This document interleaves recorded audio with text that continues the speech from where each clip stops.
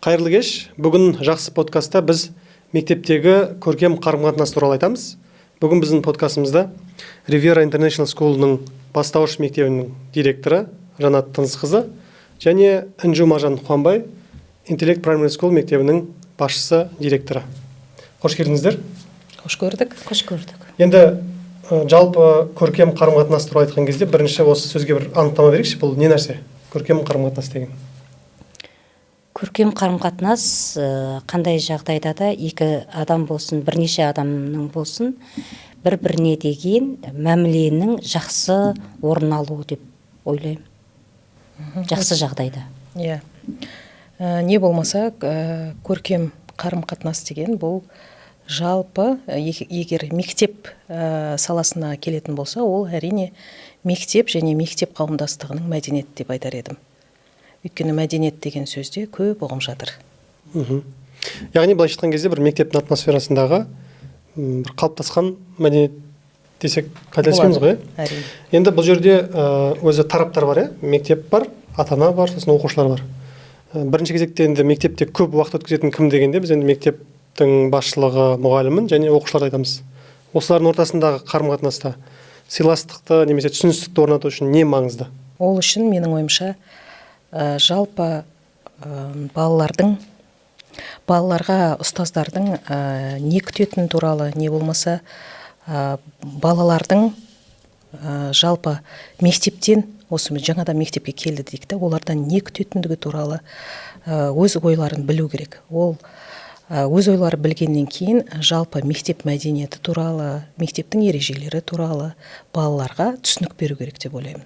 Мектептегі білім саласының нәтижесі тек қана біліммен қамтылмай, сол білімді қарым-қатынаста міндетті түрде оқушы, ұстаз, басшылық, ата-ана болып, сол үлкен процесті, яғни білім саласын мәдениетті түрде көтеру ма, әлде бір талаптарды бірге шешу ма, соның бәрі осының ішінде жатыр деп ойлаймын.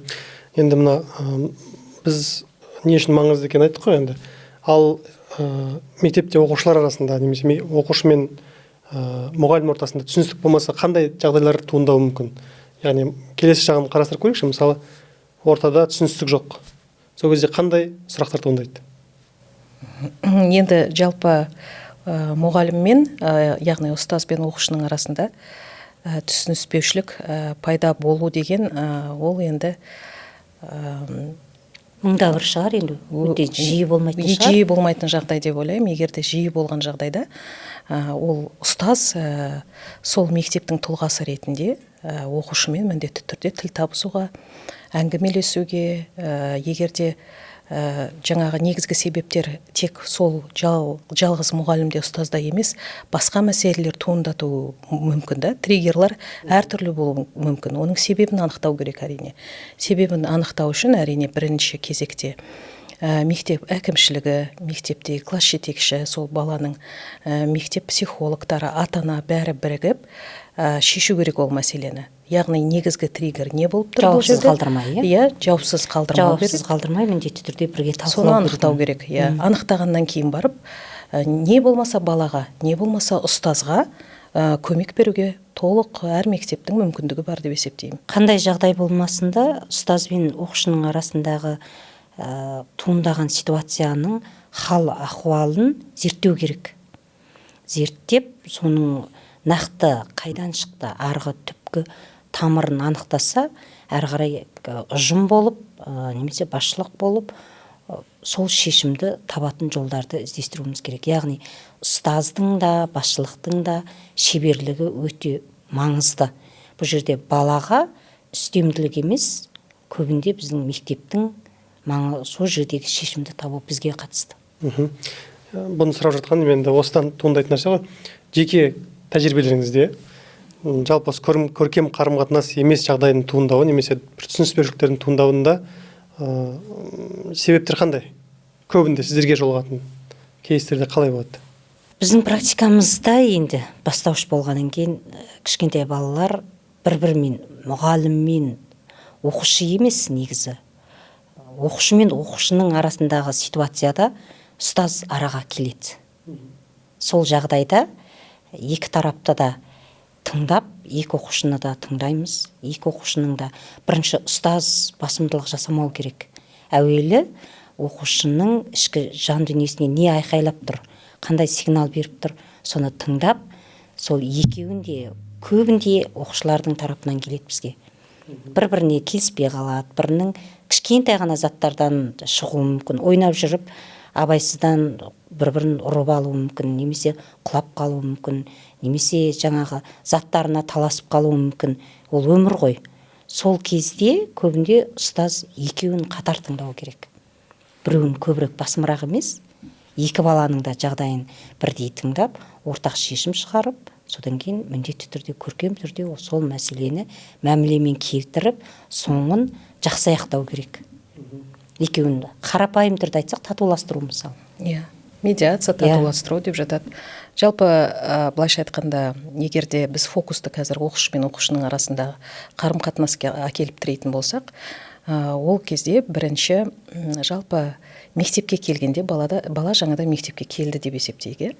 Мұғалім жалпы ата-анаға өзінің позициясын өзі таныстырады. Ол қандай әдіс тәсілдері бар, сабақ білім беруде және де тәрбиелеуде қандай позицияларды ұстанатын туралы, мектептің қандай ішкі ережелері бар, мектепте қандай да бір саясаттар бар туралы толық түсіндіріп кетеді. Дәл сол затты ұстаздар балаларға да түсіндіріп береді. Яғни олар алдын ала қандай жағдайда алдын ала біліп отыру керек. Біз көбінде жалпы балалар не жағдай болған кезде қайда баратын білмей қалмау керек. Мен біреу білмейді деп айтпаймын, жалпысында біз соны қамтамасыз етуіміз керек. Яғни мұғалім, сынып жетекшісі, бастауышта болсын, басқада болсын, жалпы мектепте оқушылар өздерінің белгілі бір кикілжің, не болмаса түсініспеушілік болған жағдайда бірінші адам кім, қайда бару керек. Егер де ол ұстаздың арасындағы тірлік болатын болса, жалпы мынау халықаралық не бойынша айтып кетейін, стандарттар бойынша айтып кетейін, халықаралық мектептерде жалпы сенім жәшігі, сенім телефондары болады. Сол бойынша хабарласып, өзінің ойын айтса да болады. Яғни бұл қоңырау шалынған кезде барлығы әрі қарай белгілі бір процестерге іс-әрекеттер жасалынады. Сол кикілжіңді болдырмау үшін, татуластыққа келу үшін, бір-біріне деген көркем мінез дегендей жаңағыдай бір-біріне сол жағдайларды благополучие деп жатады ғой. Сәтті аяқтауға, жайлылыққа, сәтті аяқталуға жұмыс істейді. Но айта кететін жағдай, міндетті түрде оқушы қай жағдайда кімге жүгіну керек екендігін білу керек. Менің енді өзім жағдайымда есігім әрқашан ашық тұрады. Және мұғалімдер оқушымен арасындағы затты жас мамандар болып жатады ғой. Екі тарапты да тыңдайды, айтады, түсіндіреді. Бірақ шешілмей жатса, жаңағы балалар бізге алып келеді, түсіндіріңіздерші деп. Сондай кезде есік ашық, мысалға коридорда кетіп бара жатсақ та өз ойларын айтып жатады, кабинетке кіріп айтып жатады мысалға да. Яғни бала нақ әр түрлі жағдайда өзінің кімге жүгінуге болатындығын, ашық айталатындығын білу керек. Ең басты мәселе сол. Бұл жерде бір ерекшелік болып тұр ғой, яғни бастауыш сыныпта кішкене ұстаз бен оқушының ортасында қатты кикілжіңдер, көркем қарым-қатынас бар. Қағидалар бар, өйткені ол жерде енді бір доминанттылық бар сияқты да, бәрі мұғалімде, өйткені ол енді келген мектепке, ол әлі қарап жатыр, пікірі толық қалыптасқан жоқ деген сияқты. Оның пікір айта бастауы көбірек бір сәйкес келмейтін пікір айтуы ол кейінірек қой, енді өскеннен кейін айтуы, мысалы ұстазбен бір кикілжіңге түсіп қалатын болса. Бастауышта жаңа өздеріңіз айтқан сияқты оқушылардың ортасында болуы мүмкін, болады, жиі болады. Балалардың арасында менің өз практикамда мынандай жағдай болды. Жаңағы екі оқушы бірге орындап отырған тапсырмада ол басқаша шығарып отыр. Екінші оқушы тапсырманы басқаша орындап отыр. Бір-бірімен келіспей отыр. Сол кезде ол ұстазға келеді, жаңағы Жанаттың қыз айтқандай, менікі дұрыс деп. Әркім өзінікін дұрыс санайды да келеді, бірақ екеуіне де жаңа тең қою үшін, бірдей мағлұмат беру үшін мен өзім мынандай жаңағы жол таптым. Екеуінің де шығару жолдар әртүрлі. Жауабы бір болса, екеуіңдікі де дұрыс. Біреуің 40, біреуің 40 сияқты айтып тұрсыңдар деген ситуацияны келтірдік. Сол кезде қатты ашуланып кетеді, кейде балалар ана бір-бірімен келіспей қалған кезде жаңағы менікі дұрыс деп эмоцияға беріледі. Иә, эмоциясы бар. Сосын қазіргі балалар мен өзімнің соңғы міне 10 жылдық мен лидермін деп тұрады көбінде. Мұғалім доминант болады деп айта алмаймын, өйткені қазір тәрбие беру үрдісі кішкене өзгерген. Өйткені біз балаларды тыңдауды үйрендік соңғы жылдары. Және балалар қазіргі заманда өз ойын ашық айта алады. Сіз деп айтасыздар ма? Оқушыларға, бастауыш сынып оқушыларына біз сіз деп айтамыз. Сіздер де сіз деп айтасыздар ма? Біз көбінде жоқ, сен дейтін оқушыға сен барып кел ғой, мен сен дейтін кездер бар. Кейбір сәттер бар. Өйткені мысалы мемлекеттік мектептердің кейбірінде де жаңағы бастауыш сыныпта сіз деп айтады да. Енді жоқ, мен көбінде сен деп айта аламын. Қатты қабылдамайды екен, жарайды. Өскен кезде жарайды. Бастауышта сіз деген, білмеймін, енді өзім мысалы. Мен керісінше жаңа көркем қарым-қатынас деп жатырмын ғой. Балалар кейде ата-анасы келген кезде байланыстарын көріп тұрамыз ғой. Ата-анасына сен деп жатқан кезде мен міндетті түрде ескертемін. Біраз ата-ананың өзіне де ескерттім. Сендер ата-аналарыңа бұйрық ретінде сен алып кеші, сен көтерші, сен ашып берші есікті деген сен ата-анаңа бұйрық сияқты айтып тұрсың. Сондықтан ата-анаға мүмкіндігінше негізі мен келіспеймін ата-анасына сен деп айтуға, мен келіспеймін негізі. Сіз деп айтқан дұрыс. Жалпы енді мен өзім барынша сіз деп сөйлеуге тырысам, өйткені ол мен әжемнің үйреткен үрдісі өз бойымда. Өйткені әжем маған сіз деп сөйлейтін. Мен әжемнен ылғи да сұрайтын, неге сіз деп сөйлейсің деп. Сол кезде ол кісі маған солай айтатын ылғи да. Ол өзі сөйлеу мәдениеті солай. Егерде бұл да көркем қарым-қатынас қой. Иә, сол жалпы бала бір 6 жас 7 жастан асқаннан кейін сен де өзіңнің ойың бар азаматсың, сондықтан біз сыйлауымыз керек бір-біріміздің ойымызды, және солай сіз деп сөйлеуіміз керек деп айтатын. Мен өзім ылғи да таңғалатын әжемнің маған сіз деп сөйлейтінді. Сол менің бойымда қалып қойған. Мен даже балабақшада бір кездері қазақ тілінен сабақ бердім. Сол кезде енді екінші тіл ретінде бергендіктен орыс балалармен бердім де, жаңағы өзіме қызық болатын олардың аты жөнімен, яғни аты және әкесінің атымен және сіз деп сөйлегендегі оның поведениесі дейді ғой, былай айтқанда әрекеті қалай, және сен және жай ғана атымен айтқандағы әрекеті қалай. Яғни аты жөнімен және сіз деп сөйлегенде ол бәрібір өзінің шекарасын байқайды, шекарасын байқайды, және оның іс-әрекетінің бәрі өзгеше. Яғни ол түсінеді оған сенім артып отырғаныңды және жауапкершілік артып отырғаныңды. Сондай кезде бала өзінен өзі жиылып өзгеріске енеді. Яғни даже мен енді 4-ші сыныптың балдары, 3-ші сыныптың балдары былтыр жаңадан мектеп ашылған кезде жаңа біз бірінші келдік. Бұл біз бірінші ойымызды біз айтуымыз керек, біздің айтқан идеяларымыз орындалу керек дейді. Бұлар екінші келді, екінші айда біздің айтқанымызды істеу керек, бұлар бізден кейін істейді деген сияқты бір мәселелер туындап жатады балалардың арасында. Сол кезде жаңағы оларға сіз деп, содан кейін барып өз ойларын жаңағы үлкен адамдар сияқты салмаққа салу, өз ойларын айтқызу кезінде соған өте жақсы көмектеседі. Олар тез жиылады сондай жағдайда. Бұл енді мен өз тәжірибемде. Бір осы жақында ғана оқыған едім, психологиялық тәсіл, мысалы болашақ педагог мамандарды болады ғой, мысалы іште мен болашақта педагог боламын, болашақта білмеймін, тұлға болам деген сияқты емес. Мен тұлғамын деп айтып бастап, соған бейімделсең, жаңа өзіңе жауапкершілік аласың деген сияқты. Жаңа сізде болашақта өзің бір мәдениет соған әсерін тигізетін дүние болып тұр ғой енді. Сөз мәнерінің өзі, сөз мағынасының өзі, сөздің құдіреті бар дейді ғой. Қазақта айтады, әр сөздің өзі. Жаңа біз енді эмоциялар туралы айттық қой, оқушылардың эмоциясы, өзінің сөзін жеткізуі деген.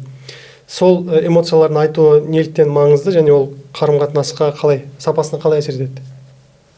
Эмоция. Жаңағы мысалы оқушылар өзінің эмоциясын шығарып тастаса, Иә, жалпы эмоция шығару ол міндетті түрде қажет, және онымен эмоциямен управлять ету, Басқару. ол өте, эмоцияны басқару өте маңызды.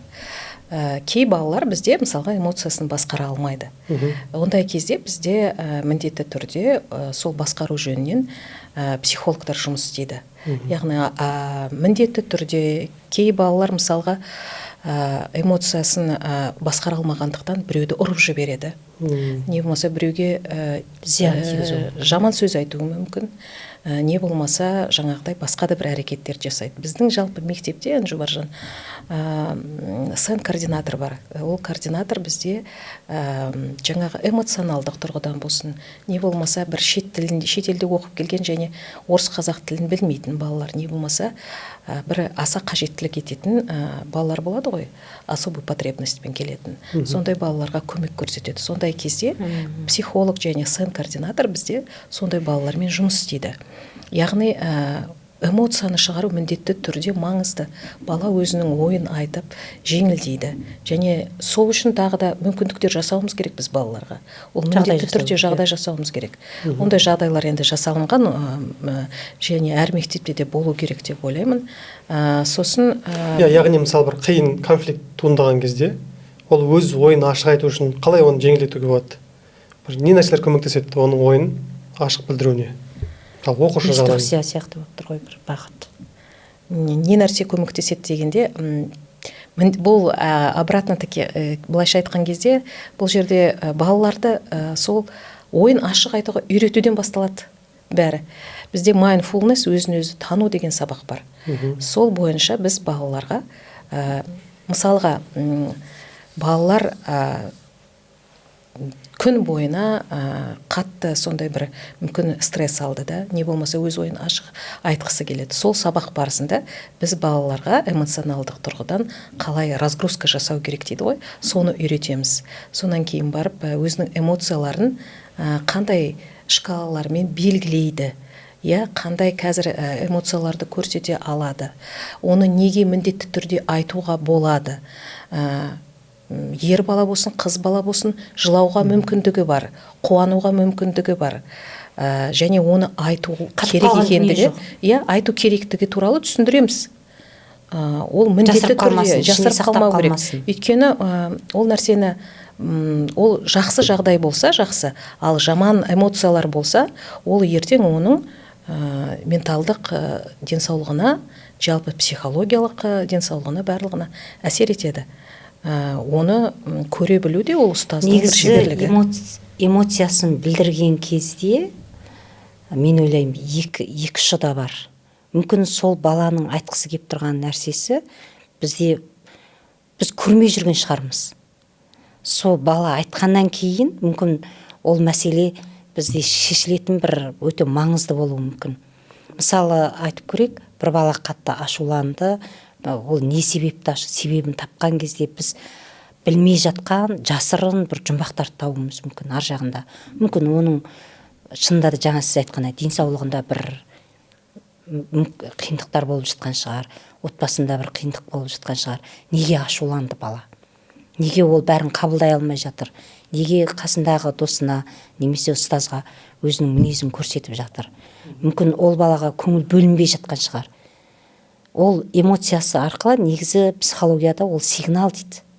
Баланың берген, егерде бала қайта бір нәрсені мынау маған сөйтіп жатыр, мынау маған бүйтіп жатыр, мына досым мені ренжітіп жатыр, ана затымды алып қойды, мынаны сөйтті десе, яғни ол балаға назар аударылмай жатыр. Ол бізге сигнал беріп тұр. Не болмаса, ол бала өзіне аса көңіл бөлгенді қалайды. Назар аударуды қалап тұр. Назар аударуды қалап тұр. Өйткені мүмкін оның бір жақты не құрбыларының арасында, не отбасында, не мұғалімдер тарапынан көңіл бөлінбей тұрған шығар. Не болмаса жаңа бір үйірмеге барған кезде. Ондай жағдайлар өте көп болып тұрады бізде. Өте қатты ашулы болады, балалар ұрып тастайды. Не болмаса кей балалар өте бір жақсы жағдайда жүреді, үнемі қай уақытта болсын. Енді ондай заттарға міндетті түрде мән береміз. Бізде бірнеше балада сондай эмоция байқалды. Жаңа жазып жатқан жұмысын былай бүктеп нетіп жібереді. Жазбаймын деп осылай өзінің несін көрсетіп, мінезін көрсетіп. И біз зерттей келе, жаңа психолог бар, өзіммен сөйлестім.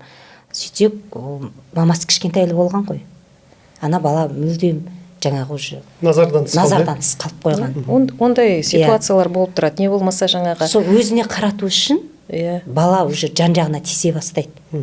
Ол өте көп. Маған мән беріңдер, маған Мен сол сигнал аударыңдар деген сияқты. Не болмаса жаңағы футбол ойнайды, үйірмеге барып жүреді да, сонан кейін барып белгілі бір мысалға бізде бір случай негізі болды. проблемадан, сондай эмоциясын көрсетіп жатқан балалардан қашпау керек. Наоборот, оны жақсы немен қабылдау керек та. Түсінуге тырысу керек. Шешім жолы ретінде шешім табу керек. Бұл не болып жатыр екен деп жаңағы көмекке беруге тырысып, кәдімгідей жақсы жағынан қабылдау керек негізі. Біз білмейтін бір нәрсе бар екен ғой деп. Егер де баланың эмоциясына мән бермейтін болсақ, балалардың арасындағы конфликтілерге мән бермей қалуымыз мүмкін. Сондықтан енді қандай да болсын мектеп, ол психологтар жаңағы координаторлар мұғалімдерді оқытып жатады.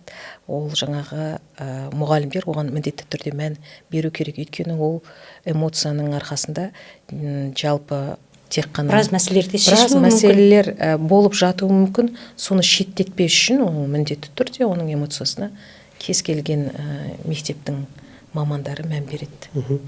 Енді мына көркем қарым-қатынасты бастауыш сынып деңгейінде қарастырған кезде біз енді практиканы айтып жатсыздар ғой, енді көбінде оқушылардың ортасында және неде болмайды, мұғалім мен оқушының ортасында көп болмайды. Иә?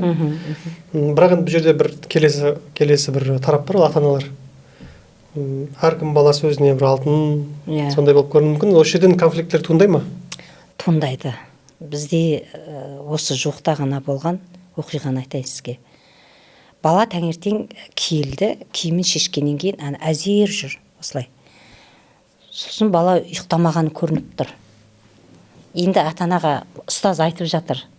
Бала нешеде ұйықтады, қашан ұйықтады.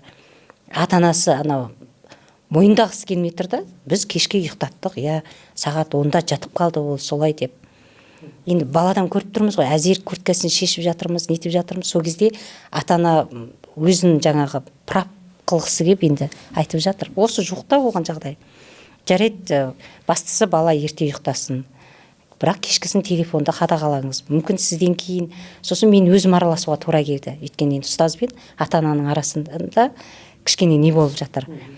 Сосын жарайды деп баланы қабылдап алдық. Мамасы жұмысқа асығып барады, жібердік. Қызықты айтайын сізге. Жаңағы оқушымыз келді де диванға ұйықтады. Енді бізде рұқсат бар. Баланы қандай бір жағдайда болсын, жақсы процесте болсын, оқу процесінде болсын, немесе бір ойындар өтіп жатса да фотоға түсіруге рұқсат кәдімгі біз басынан бастап жазғызып аламыз. Фотоға түсірдім, мамасына жібердім. Мамасы маған шындықты айтыңызшы, бала ұйықтаған жоқ. Бала 9-дан кейін ұйықтаса, сосын 1,5 сағат ұйықтады. Сосын 2 рет сондай жағдай болды. Біреуінде бір қыз бала, біреуінде бір ер бала. Сосын кешкісін папасы келді, мамасы келген жоқ. Мамасы енді қабылдай алмай тұр да енді ол ситуацияны. Кешке келгенген ұстазы да айтты, бүгін мектепте осылай болды, кішкене енді көңіл бөліңіздер, олай болмайды деп. И әкесімен сөйлескен кезде шындықтың беті ашылды. Бала түнде мен барған кезде жаңағы телефон ұстап жатқанын көргем дейді. Бірақ алып алайын десем, ренжитін болғаннан кейін алған жоқпын дейді. Одан кейін баламен сөйлескенбіз, оған дейін біз. Сөйтсек бала деген шындықты бірақ айтып береді ғой, 90%. Мен осындай ойын ойнадым. Мен мама келе жатқан кезде жауап алдым да осылай, көрдіңіз ба? Ата-ана мойындағысы келмейді, жатқан ол деп. Негізі өткенде мен жақсы бір Жапон елінде заң бар екен. Баласы кешке 9-дан бастап ұйықтау керек. Таңертең қызықты қараңыз. Ата-анасы ұстазға кәдімгідей заңда бар ол, оқу процесінде. Ұстазға біздің баламыз кешкі 9-да ұйықтады. Температурасы осындай, таңғы асты ішті, көңіл күйі осындай жағдайда деп кәдімгідей ата-ана мұғалімге ақпарат жібереді екен. сонда егер де бала 9-дан кейін ұйықтамай мектепте ұйықтаса, қандай бір жағдаймен сондай ситуация болса, ол тіпті ғылымда да зерттелген 20% білімді баяу қабылдайды екен бала. Ал жаңа Жапонның заңында ата-анаға сөгіс жарияланады екен. Сіз балаңызды кеш ұйықтаттыңыз деп арнайы сөгіс жарияланады. Бізде мойындамаймыз. Жоқ, жатқызғанбыз, ұйықтады. Бірақ шындық бәрібір шығып келеді ғой. Сондай ситуациялар болады. Ата-ана мен ұстаз келіспей қалатын. Жалпы Жағдаяттар қазіргі біздің заманда көбінде мынау конфликтілер былай болып жатады. Ата-ананың мектептен күтетін өзінің бір белгілі бір ожиданиесі бар, күтеді, мен осы мектепке беремін, таңнан кешке дейін осы мектепте менің баламды оқытады, тамағын ішеді, бәрін істеп шығады. Менің балам осы жерден барлық қажеттілікті алып шығу керек дейді. Бір шеті ол ата-аналарды түсінуге болады. Дегенмен, бірақ бір конфликті жағдай есіме түсіп тұр менің, ол ата-ананың балаға тұлға ретінде ешқандай салыстырмау керек деп есептейді. Мысалға, менің баламды сен жақсы істедің жұмыста, ал сен әлі жақсы істемедің деген сияқты. Не болмаса жаңа бірінші сыныпта нелер беріп жатады ғой, карточка, жұлдызшалар беріп жатады, әртүрлі бағалау бойынша карточкалар беріп жатады. Оны өздерінің шкафчиктеріне балалар іліп жатады, файлдарға жинап жатады. Сондай кезде, мысалға, бізде сондай бір жағдай болды. Менің баламды олай бағалаудың қажеті жоқ, және біреумен салыстырудың қажеті жоқ дейді. Қазір конфликттің бәрі тұлғаның дамуына, оның жаңағы жайлы психологиялық тұрғыдан жайлы жағдайда баланың эмоционалдық тұрғыдан интеллектісі жоғары болу, эмоционалдық жағдайдан толық болуына қатты көңіл бөледі ата-аналар. Осындай конфликтілер болып тұрады бізде. Сонда мүлде салыстырмау керек дегенде, бағаламау керек деген бағаламау керек, салыстырмау керек. Менің балам мысалға бір нәрсені үлгермей жатса да, жағдайда кейбір балаға ол қатты көңіл сыйлайды. Жаңағы бағалау, жаңағындай кішкентай нәрсе. Аз алып жатқан балаға ол қатты керемет көңіл сыйламайды. Ол керісінше әсер етуі мүмкін. Бірақ енді ондай кезде бізде де өткенде осы бағалау деген система деген, сол айттым ғой, жеке басы, тұлғасы, ол өзі оның бағалаудың қажеті жоқ менің балам деген сияқты қазір. Сондай конфликттің түрлері бар. Көрмейді ғой бір бағасын, әлде көретін болып тұр ма? Біздегі жаңағы екі бала жұлдызшалар көрініп тұрады. Олар іліп қояды ғой. Жоқ, мысалы мемлекеттік мектептерде анық енді ол. Оларда сынып жетекшісі айтады, Пәленшеев 4-пен шықтың, Түгеншеев 3-пен шықтың, 5-пен шықтың деп, олар анық. Қазір мына күнделік кезеттің ең бір плюс жері сол. Ата-ана өз паролмен жеке кіреді, танысып отырады, көріп отырады. Балаға көбірек баға туралы біз мүмкіндігінше бала жұмыс жасап келді ма, өзі ғана біліп кетеді, жұмысын тексереміз, көреміз. Ата-ана күнделік кезеттің бақылап. Бізде жаңағы екі баланы сөз бөліп жіберейін. Екі баланың біреуінің ситуациясы сондай болды. Екінші жағдай, бала кәдімгі ауырып тұрған. Ұйықтағанда кәдімгі көзі білте болып, содан кейін айттық сразу, мына бала ауырып тұр. Әйтпесе бұлай болмас еді деп. Бір сондай себептер бар, мысалы. Әр нәрсенің өзінің түпкі тамырында бір жатады ғой.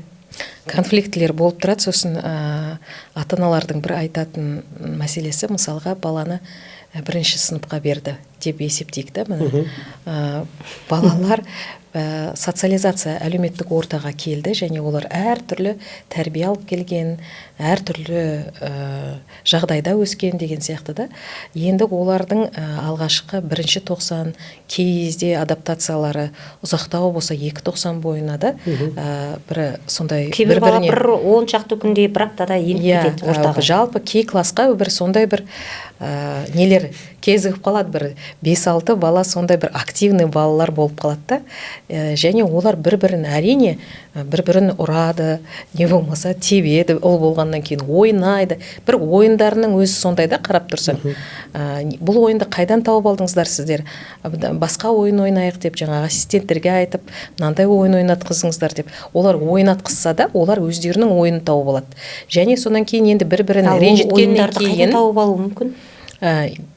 Бұлар әлеуметтік желіден, не болмаса кинолардан көреді, ужас кинолардан көреді, жаңағыдай бір скелет болып бір-бірін қорқытып, бір-бірін қуалап отырғаным, қараңыз, сол жаңа телефонда ойнаған бала ұйықтай алмаған, шындығын айтты. Мен ұйықтай алған жоқпын, ана ойынның атын айтып отыр да, мен соны көрдім да, ұйықтай алмай түнде кеш ұйықтадым дейді. Әсерленіп қалған ғой. Әсерленіп қалады. Сонда айтайын дегенім, сол балалар неге бір-бірін, яғни класс жетекшіге жүгінеді бірінші. Класс жетекші айтып түсіндіріп жатады. Ол деген ұзақ процесс қой. Кейбір конфликтілер ол ұзақ процесстер. Оған бір белгілі бір уақыт керек оны шешу үшін. Баланы бір ұжым қылып, кластың балаларын ұжым етіп, тәрбиелеу үшін, бір ортаға сіңіп кету үшін ата-ана мұғалімдерге мүмкіндік беру керек. Көмектесу керек. Иә. Көмек беру керек. Олар айтады, менің балама былай деп қойды, менің балама ұрсып қойды, екеуі төбелесіп қалды. Ол мәселе сол жерде негізінде біз болып, ұстаздар болып, бәріміз шешеміз. Но бірақ ол мәселені, мысалға, біреуге жаңағы жаман сөз айтып ренжітсе, не болмаса былай дөрекі сөз айтып қойса, менің ойымша ана бала өзіне айтқандай қабылдайды. Өйткені қатты қорғауға тырысады, баласын қатты қорғауға тырысады. Сондықтан бір бала мен бір баланың арасында конфликт, ана бала мынаған енді мінезі тұйықтау балаға, жаңағы активный бала бір дөрекі сөз айтса, ұрысса, төбелесіп қалса, ата-ана өзіне қабылдайды. Яғни бұл жерде біз ата-анамен де проблеманы шешу емес, жұмыс істейміз. Иә. Сіз өзіңізге қабылдамаңыз, бұл балалардың арасындағы әрекет деп айтып түсіндіреміз. Енді конфликтілердің түрі өте көп, бастауышта көбінде ата-аналар өз балаларын қорғау үшін, олардың әрі қарай сол ортада травмасыз, ешқандай бір жаңағы қазір конфликтісіз, енді бастауышта сонша бір буллинг деген зат бола бермейді. Буллинг деген орта буында көп болатын нәрсе, және ол буллинг болу үшін қазір бір сондай бір сәнді сөзге айналды. Ол белгілі бір уақыт керек, оны да айтып түсіндіреміз. Жалпысында осы кішігірім осындай бір конфликтілерге көп көңіл бөледі. Бір шеті ол да дұрыс та шығар, ата-ана болғаннан кейін уайымдайды. Бірақ ол мәселе шешілетін нәрселер. Кейде бір мынандай ситуация болады, екі бала ренжісіп қалса, неге сен олай соншама қатты ұрып жібердің деген сұрақтар қойса, маған әкем солай айтқан. Сені тиіссе, сен соған ответ бер деп айтады деді. Енді бұл жердегі де сол айланып келіп, балаға мектепте біз мұғалім ғана айтып қалған дүние аз болады. Үйде отырған ата-ана да ол ондай түрде қатты, ол енді қатасы болмасын, иә? Қандай бір себептермен қатты ұрғаннан кейбір балалар қатты ұрып жібергеннен мүмкін, Алла сақтасын. Сондайдан сақтану керек та. Көркем қарым-қатынастың негізі зиян тимеу керек қой ұрған кезде. Көркем қарым-қатынастың үлкен мықты жолы сондай мәселелерді шешеді. Мен бұл келесі сұрақ қойын өтқанмын, соған бір жауап сияқты. Яғни конфликтілерді бейбіт жолмен шешудің қандай нақты әдістері бар? Бір жауап сізден шықты жаңағы. Ата-аналар да көмектесу керек деген сияқты. Көмектесу керек. Тағы бір нақты айталық, жаңадан мұғалім болып келген кісіге, немесе жаңадан мектеп басшысы болып келген кісіге айтатын бір әдістер бар ма тәжірибеден? Ол бейбіт шешу үшін ондай нәрселер жасау керек деп. Иә. Енді жалпы кез келген мектепте былайша айтқанда руководство болады. Ол руководствода жас келген маман болсын, жаңадан келген маман болсын, біздегі конфликтілерді осылай шешеді деген, былайша айтқанда бір ескертпе памятка болады. Мынандай жағдайда сіз мынаған жүгіне аласыз. Егерде осы нәрселер болмай жатса, онда администрацияға келіңіз, әрі қарай істейміз деп. Былайша айтқанда жас мамандар бізде енді classroom management дейді, жаңағы сол балаларды басқарып басқару мәселесі қазір соңғы кезде жас мамандарда проблема болып тұр бізде. Ол жаңағыдай балалар опыт жетіспейтін шығар, тәжірибе жетіспегендіктен, оның практика кезінде де аз уақыт болады ғой енді. Сол мәселелер болып тұр. Сонда оларға айтамыз, осындай жағдайда сіз балалардың өзімен сөйлесесіз. Екі баланы сөйлесіп болғаннан кейін бір-бірін татуластырасыз. Және ол мәселені міндетті түрде егер айту керек болса, ата-анаға айтып, алдын ала оларды ескертесіз. Ата-ана бір-бірімен түсіністікке келсе, онда жақсы. Егер де ол жаңағы конфликтлер, жаңа түсініспеушіліктер, кикілжіңдер көбейіп кететін болса, ондай жағдайда біз міндетті түрде ол сыныпқа психологтарды қоямыз. Психологтар жалпы кластың климатын бағалайды және мұғалімге белгілі бір нұсқама береді, рекомендация қалай жұмыс істейтін. Және егерде ата-аналар егер бір ушығып кетіп жатқан жағдай болса, ата-аналарды да шақырып алып сөйлесуге болады. Оларға да түсіндіреді. Қалай істеуіміз керек? Бізде де анау міндетті бір жаққа қарауымыз керек. Өйткені осы мәселені шешу үшін ата-ана, мектеп, бала бірге, мұғалімдер бәріміз бірге жұмыс істеуіміз керек. Сол кезде бар мәселе шешіледі.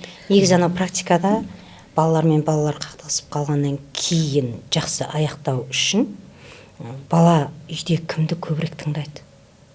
Әкесін ба, әлде анасын ба?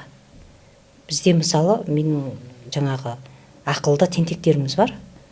Оларға міндетті түрде әкесі керек болады бізде. Әкесін зерттедік.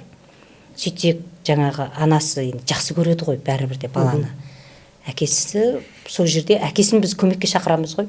Сіз келіңіз, бірге сөйлесейік осылай деп, сол жерден уәде аламыз. Қысқа жолы жаңағы. Қайталамауға, ұстазға жаңағы дөрекі сөйлемеуге, досын мысалы теуіп. Бізде бірақта бастауыш сыныпта мынандай келісім шарт жасап жатырмыз қазір. Әсіресе 3 пен 4 сыныпта. Мүмкін сіздерде де бар шығар. Кәдімгідей келісім шарт, құжат ретінде әр балаға таныстырамыз. Бір затты рұқсатпен алуға, өзің жұмсақ түрде досыңнан рұқсатпен сұрап аласың. Сенің затыңды алуға бола ма? Кәдімгідей соған иә деген болса, немесе келіспеймін дейтін болса, соның бәрін таныстырамыз да құжатқа. Енді бізде бұл сынып ішілік ереже деп айтады, және оны мұғалім мен оқушылар бірге жасайды. Қараңыз. Іліп қояды соны. Соны кабинетке былай іліп қояды. Ал негізі әр оқушыға сол құжатты таныстырып, өзімен талқылатып отырып, жеке-жеке айтқызып, сосын қол қойдыртса, ол жауапкершілікті алады. Көбінде жалпылама ретінде мен көріп жүрмін, көп сыныптарда сынып ережесі дейді да, кабинеттерге іліп қояды. Оны бала уже үйреніп алған, ол жай нәрсе сияқты болып тұра береді. Ал жаңағындай жеке-жеке, міне, осындай біздің мектепте тәртіп бар, осындай жауаптар бар, осыны сен қайсысына келісесің?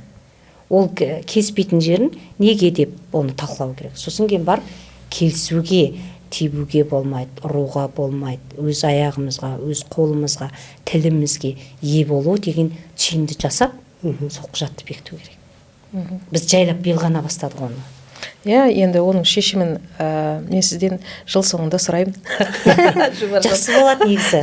Маған өте қызық болып тұрады, өйткені ол өзі қол қойды, өзі танысты, мұғалім оны егжей-тегжейлі жаңағы майы мен етін сүйегін, жілігін шағып, майын берді деген сөз ғой. Таныстырғаннан кейін солай болады. Сосын мынау көркем қатынас туралы тағы да маржан айта кетейін деген. Биыл біз былай мектептерде қазіргі енді бұл мүмкін тек халықаралық мектептерде, мүмкін олай емес. Бізде былай тәрбие бір бөлек, оқу бір бөлек, ол нәрсенің болмайтын екендігін біз түсіндік та. Биыл оқу мен тәрбиені біріктірдік. Сонан кейін ұстаздарымызбен тамыз айында жоспар жасадық. Жалпы биыл енді біз өзіміз құндылыққа бағытталған, сапалы білімге бағытталған деген сияқты ол қосалқы дүние, сол нәрсені бірге алып жүрейік деп, әрбір айға бір құндылықты қойып шықтық та, және апта сайын сол құндылықтың маңайында іс-шаралар жасаймыз. Аптасына бір рет іс-шара жоспарымызды жасап қойдық, және шынымды айтсам, биыл сондай бір тыныш болып жатқан шығар. Тыныштық бар. Өйткені мұғалімде көңіл бөліп соған жұмыс істейді, ассистентте соған көңіл болып жұмыс істейді. Балаларға да апта сайын сол нәрсе айтылып тұрғаннан кейін балалары бір мезгіл тыңдайды оны. Оқу процесімен негізі жаңағы қарым-қатынасты бірге жасау дегенді мен өз практикамда, мен математикадан сабақ берерде 40 минуттың міндетті түрде 10 минуты, алғашқы 10 минуты оқушылармен бүгінгі біздің бір-бірімізге кедергі жасамауға, бір-бірімізге зиян жасамауға, жақсы тақырыпты түсіну үшін деген жаңа тәрбие ғой, сол айдан. Тәрбие. Мәміле жасап аламыз. Мәміле жасайсыздар. Мәміле жасаймыз, содан кейін сабақты бастаймыз. Сол кезде ол сабақ жүйелі және нақты өтеді. Мен өз практикамда бар. Солай мәміле жасау, ол тағы да көркемдік әкеледі. Мәміле арқылы қарым-қатынас жасап алдық оқушылармен. Міндетті түрде ол уже сабақты да қызығады, өйткені мақсатты қойып, баламен мәміле жасап алғаннан кейін ол бір жақсы нәтиже көрсетеді. Әрқашан оны негізі сабақ бастамас бұрын сондай бір қарым-қатынас жасап алу керек. 3 минут ұйымдастыру уақыты 3 минут деген жетіспейді. Көбінде жоқ. Көбінде бұрынғы біздің енді білім саласында ұйымдастыру 3 минуттық деген планға бөлеміз ғой. Планға бөліп қоямыз. Қараңыз, оны дәптерін әкелу, кітаптарын әкелу, орнына отыру, суын ішіп келу, ол емес. Ол емес. Мәселе ол жердегі қатынас және көркем ана білімді со мәмілеге келіп алып, білімді меңгерту болу керек. Түпкі мәселе білімді меңгерту ғой, ол білімді меңгерту үшін тәрбиесіз ол мүмкін емес деген. Көркемдік керек. Көркемдікке сол қарым-қатынас. Ол мен өз практикамда жүріп жатыр қазір. Кәдімгі келісіп алам, нақты тентектерімізді фокусқа алып тұрам. Осылай жасайтын білем ғой енді өзім. Өз оқушыларына білем. Қазір осылай істеп алайық, балалар. Келісіп алайық. Сендер сөйлеген кезде мен тыңдаймын сендер мені тыңдайсыңдар. Сосын сабағымызды тексеруге келген кезде де кезекке тұру, бәрін келісіп аламын мен. Жұмыстарын тексерем ғой. Сонда ешкім біреудің кезегін алмау керек. Қашан келдің, сол кезегінде тұрасың. Кейбіреулер бар ғой, алдына анадан бұрын келіп түсіп алады да, мен бірінші тексертем деп. Қазіргі балалар мен бірінші деп тұрады ғой. Бәріміз бірдейміз деп, сондай мәміле жасап алып, сабақ әрі қарай жасаса өте жақсы шығар. Ол да көркем қарым-қатынас. Енді біз мына жерде былай тараптарды қарастырдық қой. Мектеп басшылығы мен мұғалімдердің ортасында бір атап өтейікші. Енді біз Астанада отырып, оның үстіне жеке меншік мектептің мысалдарын айтып отырып, бұл жерде қатты бір сұрақтар болмауы мүмкін да. Бірақ енді өңірде мысалы мектеп мұғалімі бір құндылықтарды енгізіп, сыныпта жаңағыдай көркем қарым-қатынас жасауға тырысуы мүмкін да. Бірақ ол бір сәтте ол шарайна басқаша шытынайды, өйткені мектептің басшылығында ондай қарым-қатынас болмауы мүмкін мұғалімнің ортасында. Осындай жағдайда ол қалай әсер етеді оқушылармен қарым-қатынасқа, және оны не істеп қалай өзгерте аламыз? Енді жалпы бұл жерде мектеп басшылығы және мұғалімдер арасындағы көркем қарым-қатынас ол жалпысында енді педагогикалық статус туралы заңда анық жазылған.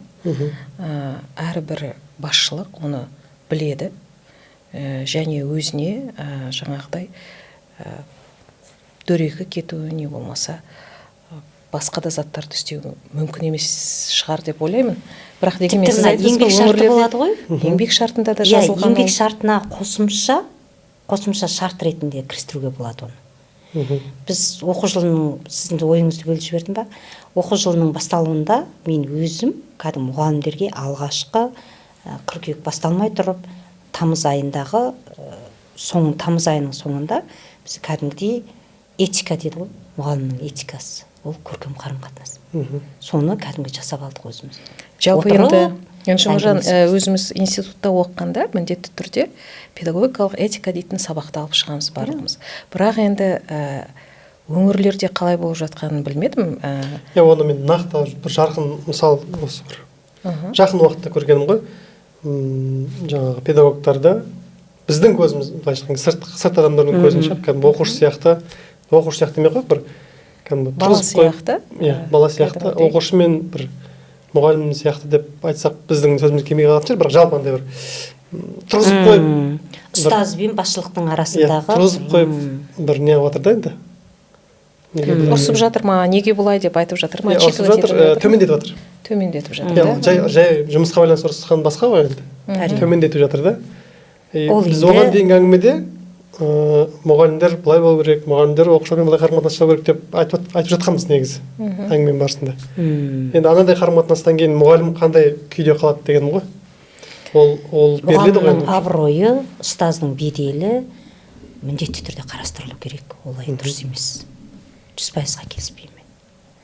Себебі ол басшымын деп емес бұл жерде. Адаммен тіл табысу керек. Басшылық деген статусты төмен қою керек. Мен өзім солай ойлаймын. Иә, ол өте дұрыс. Міндетті түрде ұстаздың абыройы, ұстаздың беделі басшылықтан жоғары тұрмаса.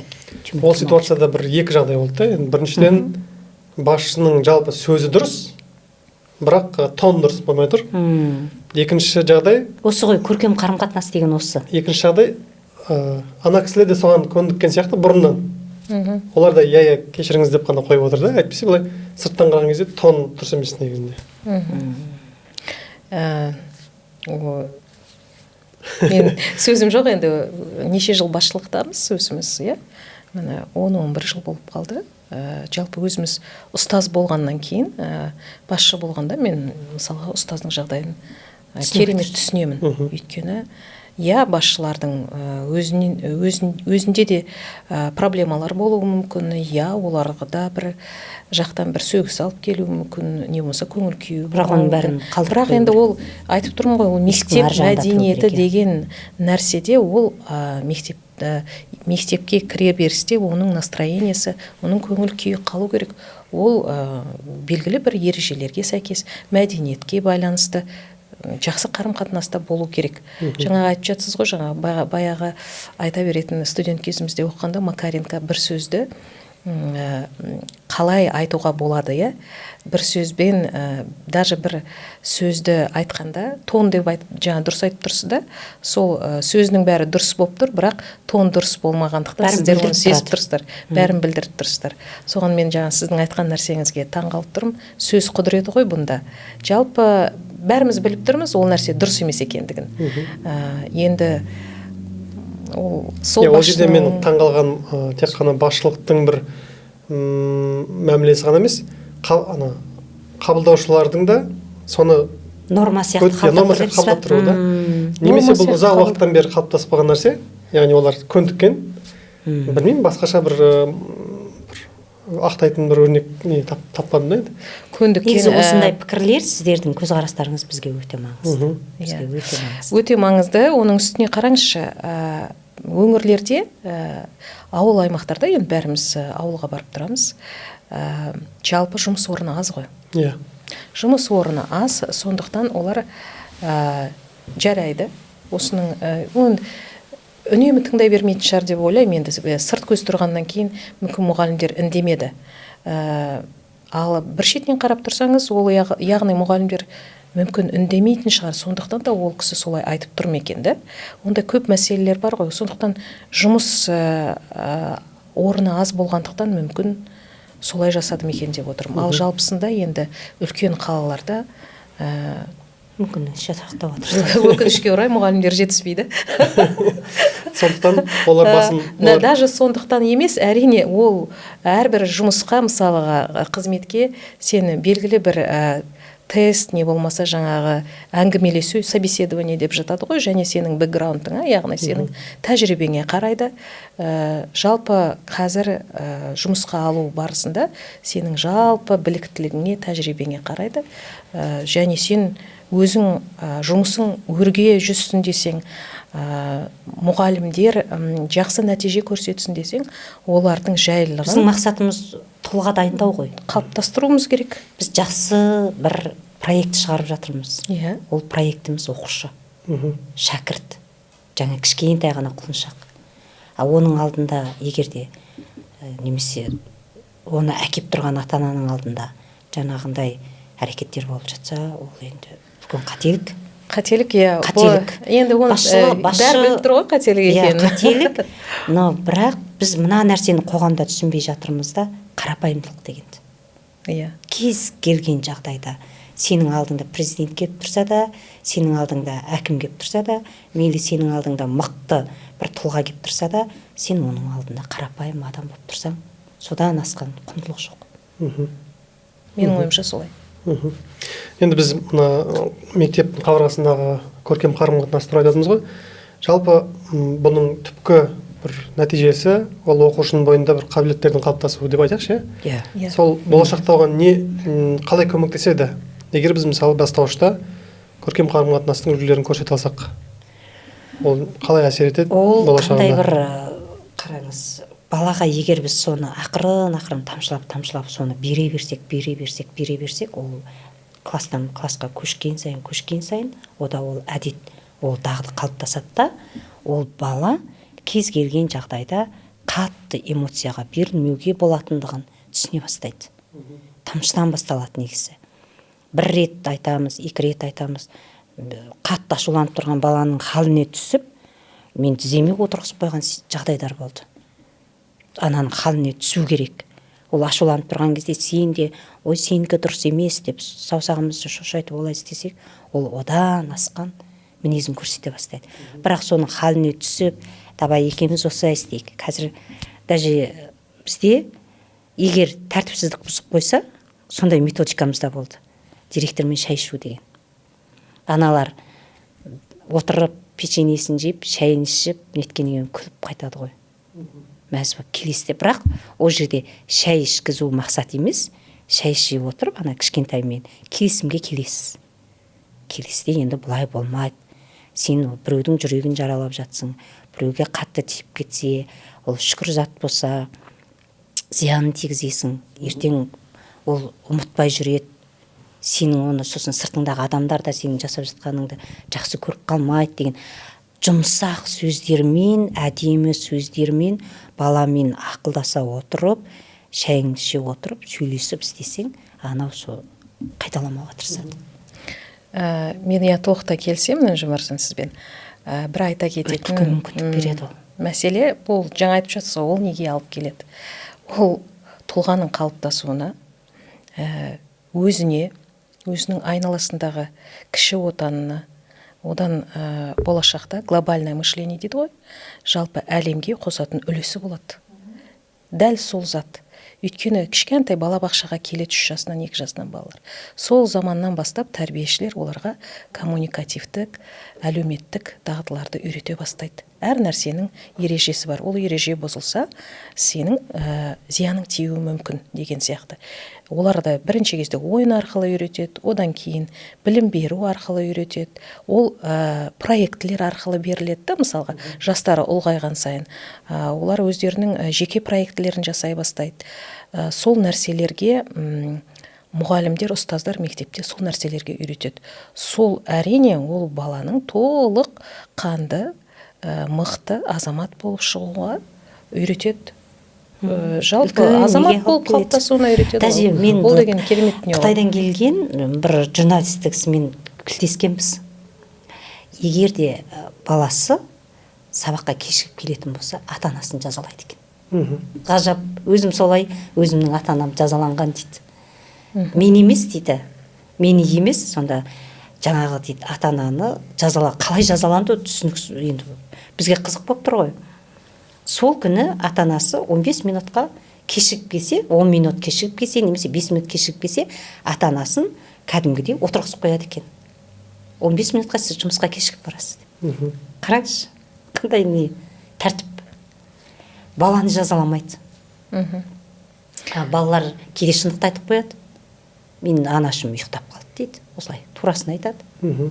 Сол сияқты ғой, жаңағы бұл қарым-қатынас, көркемдік деген қоғамға пайда келеді. Өзінің болашақта ол оқуға түседі. Оқуда достарын табуға көмектеседі. Ол өте мына көркем қарым-қатынас жақсы қызмет табуға көмектеседі.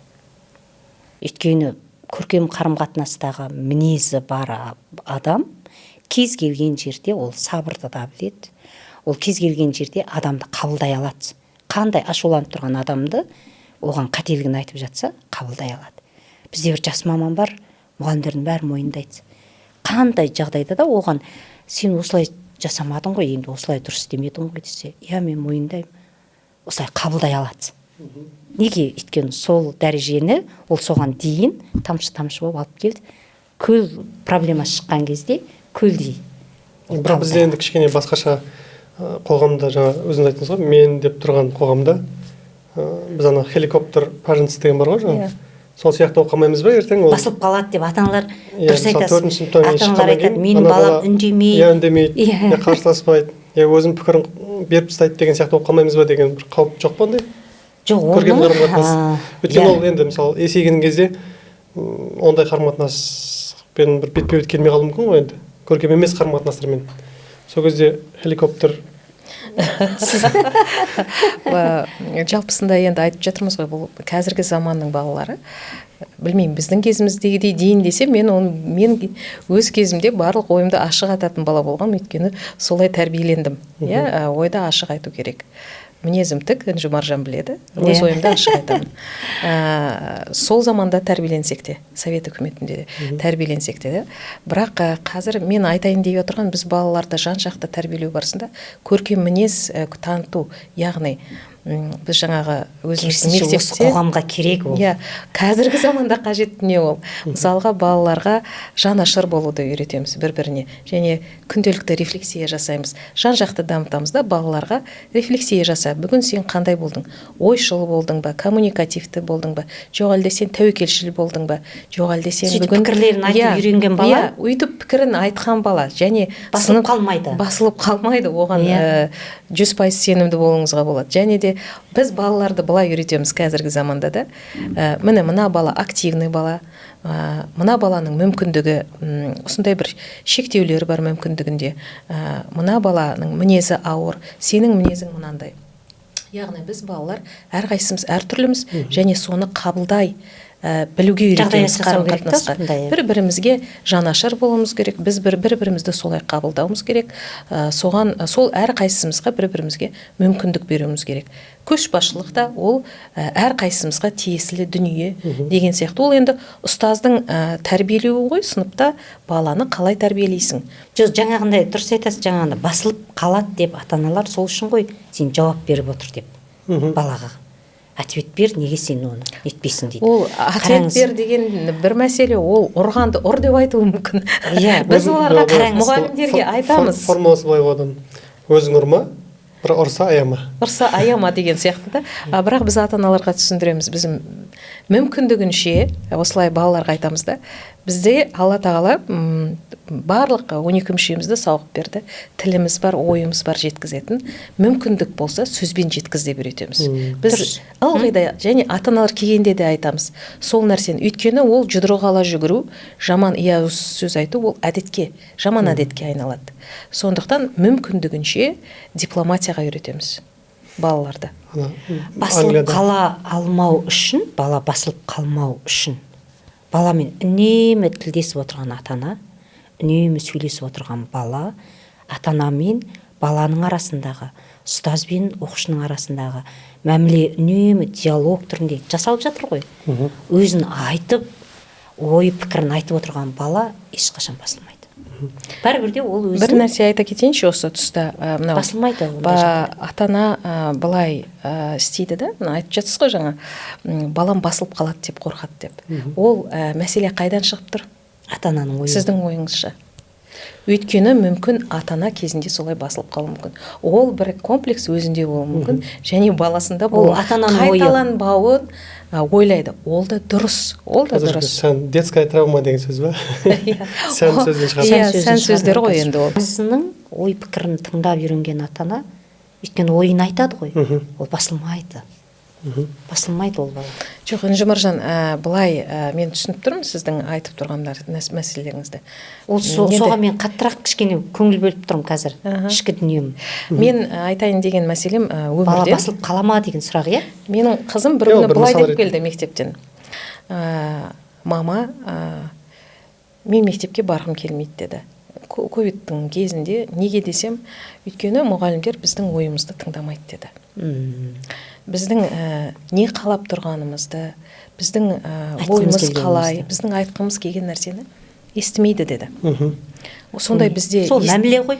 еститін Айланып мектеп екі жақтың бар ма мәмілесі. дейді маған. Сондай бір біздің ойымызды еститін мектептер болса, мен сол мектепке ауысып кетер едім дейді. Енді ол жерде мен балама айтып түсіндірдім. Ол менің баламның ойы, ал егер де мен мұғаліммен барып сөйлессем, мұғалімнің өзінің пікірі болады. Иә? Мектеп басшылығының өзінің пікірі болады. Сондықтан Үйден шешуге тырыстың. Үйден шешуге тырысып, айтып, түсіндірдім. Кез келген жағдайда сен егерде, бұл да коммуникацияның бір түрі, егерде сені ұстаз тыңдамай тұрса, ондай болмайды деп тұрса, сен ол кісінің бір сабақтан кейінгі бір бос уақыты болады ғой, сол кезде барып ұстазыңмен, мен сізбен сөйлескім келеді, менің бір осындай ашық ойларым бар, сіз соны тыңдауға бір мүмкіндік беріңізші деп өзің басқа бір уақытта барып басқа қадам жаса. Міндетті түрде мен кей ата-аналар менің балама мүмкіндік бермейсіңдер, үйтпейсіңдер, бүйтпейсіңдер деп айтуы да мүмкін, бірақ ылғи да ата-ана және чуткий дейді ғой, былайша айтқанда сезімтал мұғалім де өзінің оқушыларын сезеді.